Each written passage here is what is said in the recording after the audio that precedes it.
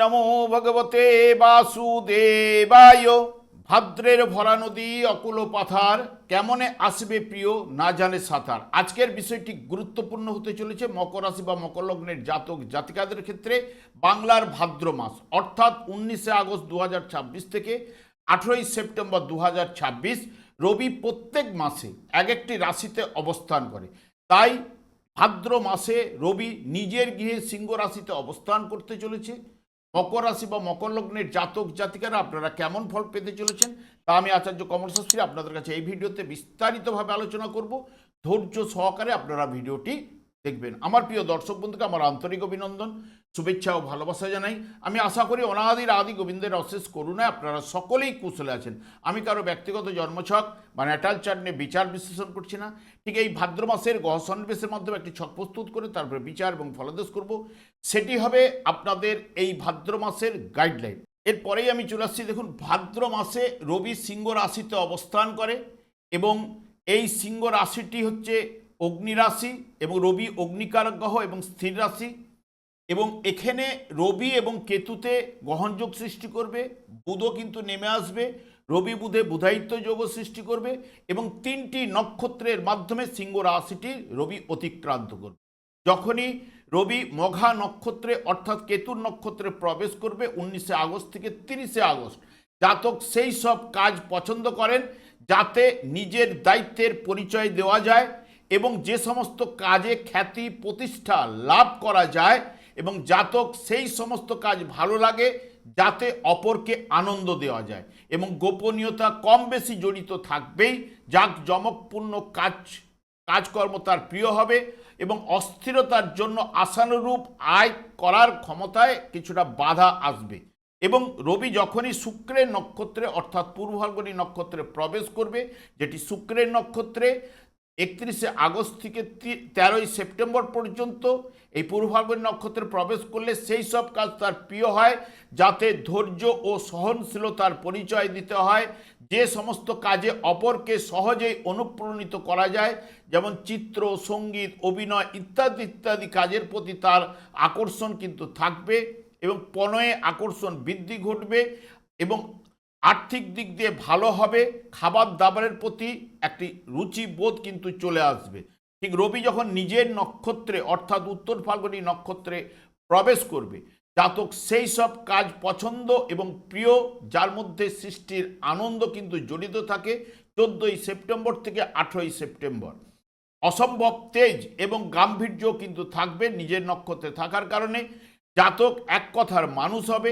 জাতকের মতের সঙ্গে অন্যের মতের মিল না ঘটলেই জাতক নিজেই কিন্তু সরে আসবে। ছেলে মেয়েরা প্রভাবশালী হবে, কৌশলে বুদ্ধি খাটিয়ে আয়ও কিন্তু করবে।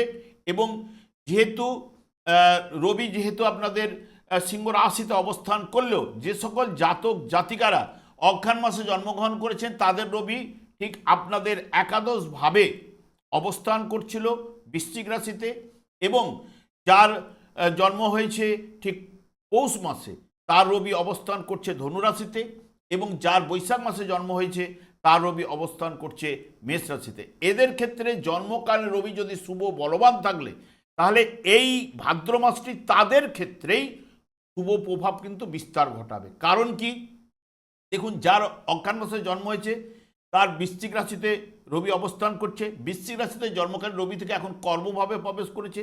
যার পৌষ মাসে জন্ম হয়েছে ধনুরাশিতে রবি রয়েছে, জন্মকালে রবি থেকে এখন ভাগ্যভাবে বা ভাগ্যের পিতৃভাবে রবি প্রবেশ করেছে।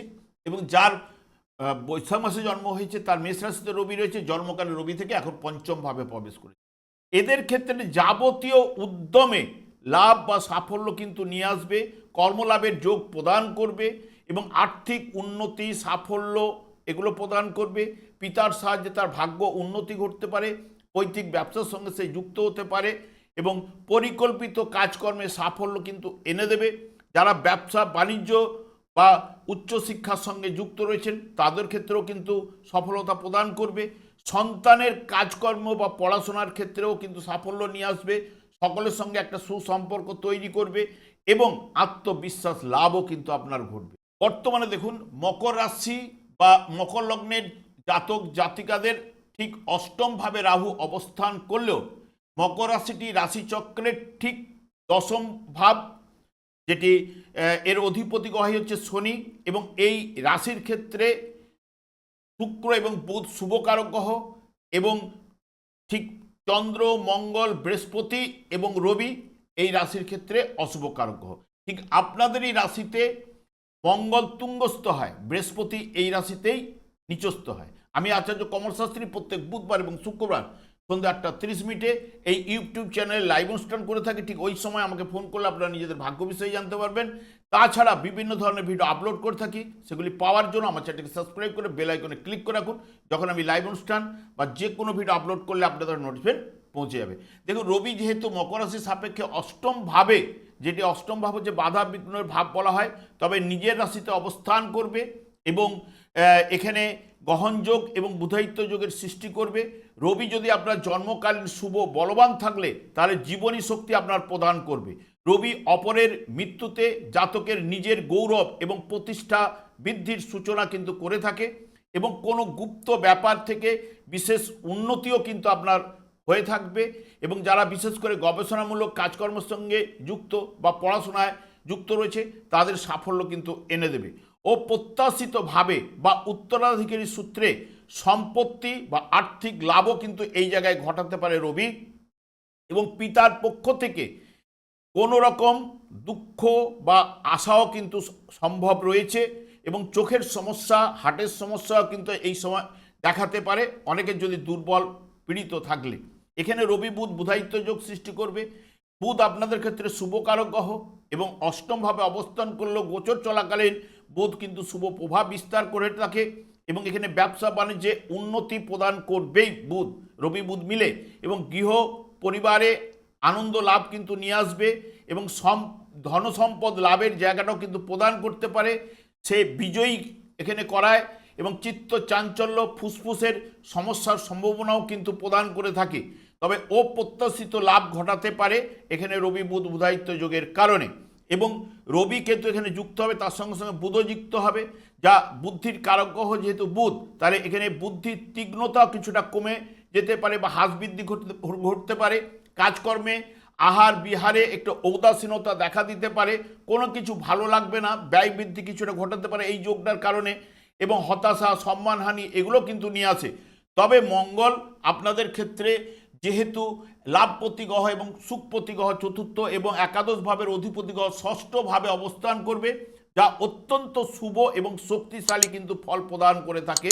এবং এই মঙ্গল এবং রাহু যেহেতু আপনাদের অর্থভাবে অবস্থান করছে, এদের দুইজনের সংযোগে আপনার অকস্মাৎ লটারি, ফাটকা, শেয়ার থেকে অর্থ কিন্তু এই জায়গায় প্রদান করতে পারে।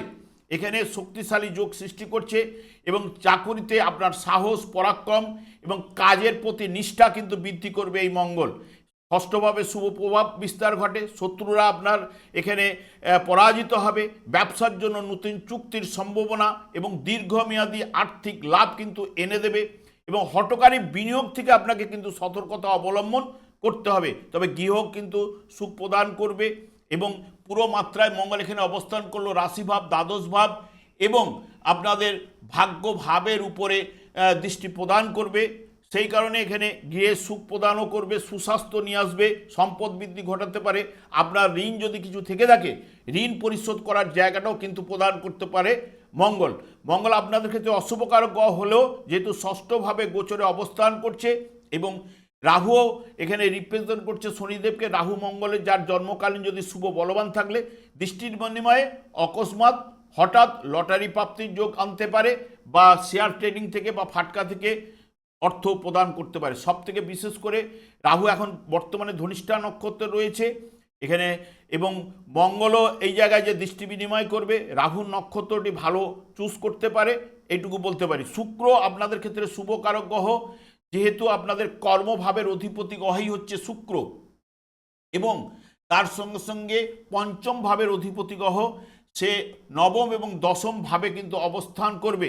দেখবেন সব কাজকর্মে আপনাদের আকর্ষণ বৃদ্ধি ঘটাতে পারে এবং প্রেমের ক্ষেত্রে রোমান্স নিয়ে আসতে পারে এবং স্বামী স্ত্রীর মধ্যে যদি আগে ভুল বুঝাবুঝিগুলি এই সময় মিটে যাবে এবং আপনাদের দাম্পত্য জীবনে বা প্রেমের ক্ষেত্রেও কিন্তু শুভ প্রভাব কিন্তু বিস্তার ঘটাবে এবং ব্যবসার কাজে বা চাকরির সূত্রে মাসের শেষের দিকে অর্থাৎ সেপ্টেম্বরের 2 তারিখের পর থেকে ভালো লাভ কিন্তু আপনাদের এনে দিতে পারে এবং তার সঙ্গে সঙ্গে সম্পদ বৃদ্ধি ঘটাবার সম্ভাবনা সেপ্টেম্বরের 2 তারিখের পর থেকে প্রদান করতে পারে এবং বৃহস্পতিও আপনাদের ঠিক তৃতীয় এবং দ্বাদশ ভাবের অধিপতি গ্রহ হলেও এখানে সপ্তম ভাবে অবস্থান করছে, যা পুরো মাত্রায় লাভভাবে দৃষ্টি দেবে এবং আপনাদের রাশিভাবের উপর পূর্ণ দৃষ্টি দেবে এবং তার সঙ্গে সঙ্গে তৃতীয় ভাবে আপনাদের রাশিপতির উপরে দৃষ্টি দেবে, যা বিশেষ করে বৃহস্পতির প্রভাবে আপনার ব্যবসায় অভাবনীয়ভাবে উন্নতি কিন্তু প্রদান করতে পারে রাশিভাবে দৃষ্টি থাকার কারণে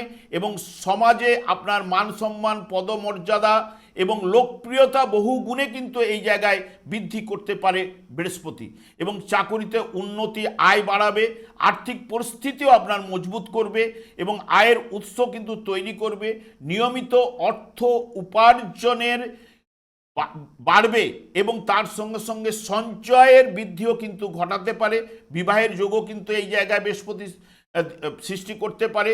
দাম্পত্য জীবনে সুখ শান্তি আনন্দও কিন্তু প্রদান করবে এই বৃহস্পতি এবং যেহেতু শনিদেব আপনাদের রাশিপতি গ্রহ এবং দ্বিতীয় ভাব অর্থভাবের অধিপতি গ্রহ তৃতীয় ভাবে বক্রতার মাধ্যমে অবস্থান করছে, এখন বুধের নক্ষত্রে কিন্তু রয়েছে, যা বিশেষ করে কর্মক্ষেত্রে আপনার দায়িত্ব আগের চেয়ে অনেক বৃদ্ধি পাবে, কাজের চাপও কিন্তু বাড়বে এবং শনি বক্রতার কারণে কাজকর্মে একটু বিলম্ব বা বাধা বিঘ্ন উপস্থিতও কিন্তু করতে পারে।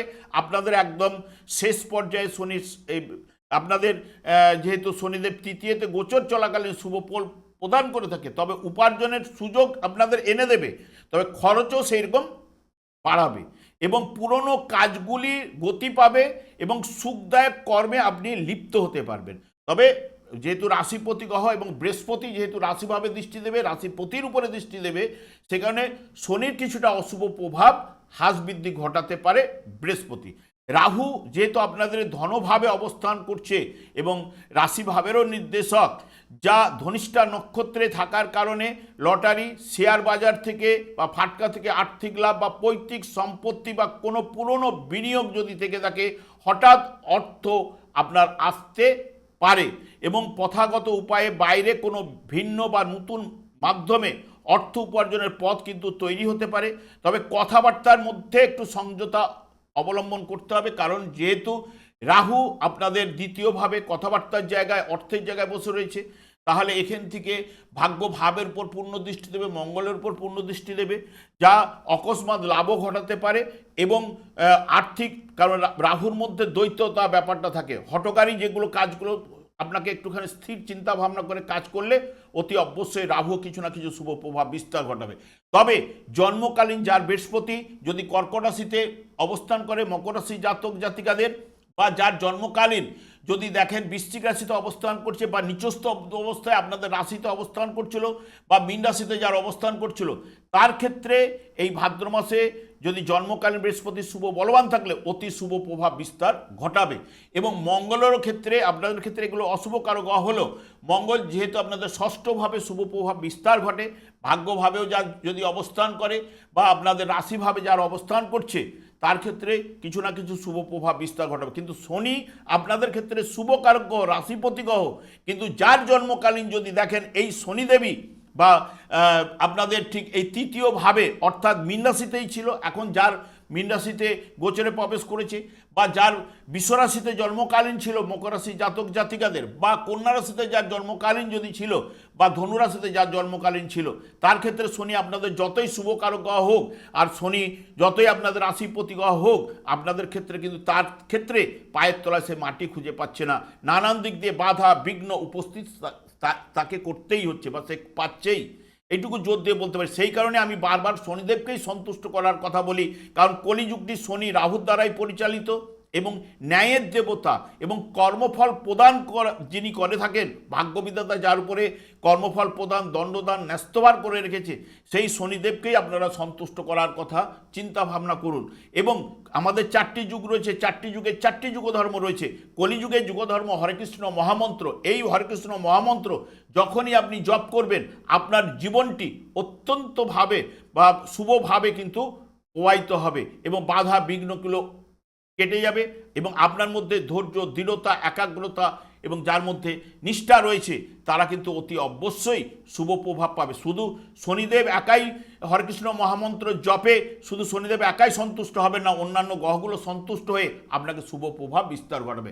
আমি আর দীর্ঘায়িত না করে আমি আচার্য কমল শাস্ত্রী প্রত্যেক বুধবার শুক্রবার সন্ধ্যে 8:30 এই ইউটিউব চ্যানেলে লাইভ অনুষ্ঠান করে থাকি। ঠিক ওই সময় আমাকে ফোন করলে আপনারা নিজেদের ভাগ্য বিষয়ে জানতে পারবেন। তাছাড়া বিভিন্ন ধরনের ভিডিও আপলোড করে থাকি, সেগুলি পাওয়ার জন্য আমার চ্যানেলকে সাবস্ক্রাইব করে বেল আইকনে ক্লিক করে রাখুন। যখন আমি লাইভ অনুষ্ঠান বা যে কোনো ভিডিও আপলোড করলে আপনার নোটিফিকেশন পৌঁছে যাবে। আমি অনাদি গোবিন্দের কাছে প্রার্থনা করি আপনারা ভালো থাকুন, সুস্থ থাকুন, আনন্দে থাকুন। আর এই পর্যন্ত, পরে ভিডিও দেখা হচ্ছে। নমস্কার।